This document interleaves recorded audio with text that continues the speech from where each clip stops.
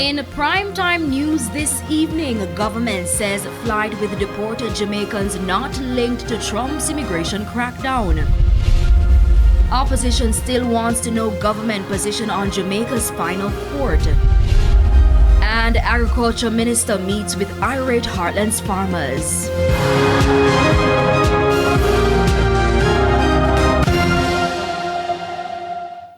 Good evening and welcome to Primetime News. A very special welcome to our viewers on TVJ International in the Cayman Islands and online at onespotmedia.com. I'm Anthony Lug. And I am Andrea Chisholm. Coming up in business news, Grace Kennedy acquires remaining stake in Catherine Speak Bottling Company.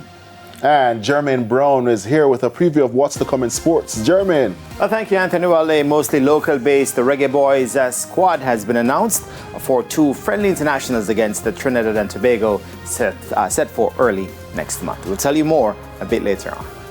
Thank you, Jermaine. There's also sports commentary, E-Prime, and weather in this newscast. But before the break, the feedback question. And this evening we're asking, what are your thoughts on the position that dancehall artists like Spice do not have the moral authority to go into schools? This should be interesting. Share comments online, facebook.com/televisionjamaica, and post on X at TVJ News Center.